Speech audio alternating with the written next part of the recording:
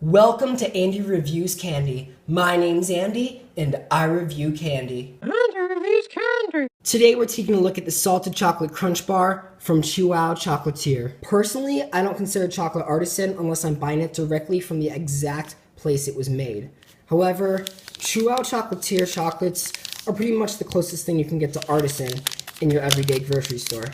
When judging higher-end candy, I like to use a scale out of 15 rather than 10, because you can't really compare something like Chuao to Hershey or Mars. You can read more about that scale in the description. The Salted Chocolate Crunch Bar is crafted with joy. Crunchy toasted breadcrumbs, dusted with sea salt, swirled in dark chocolate.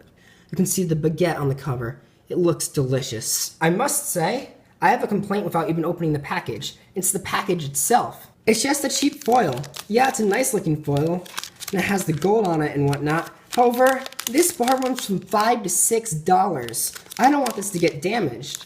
I'd much prefer it came in a cardboard shell, similar to what I will be reviewing next week. Putting the packaging aside, it does say to treat yourself, and that's what I'm about to do. Says to cut right there.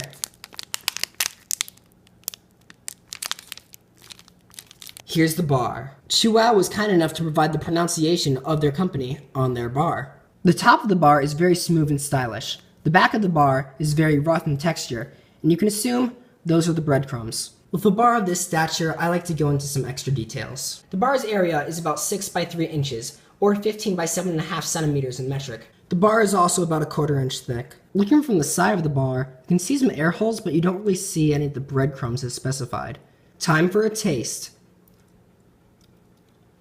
That was a bite. Now for the milk test. This is a crunchy bar that is definitely meant to be chewed, not melted in your mouth. I mean, the company is Chuao.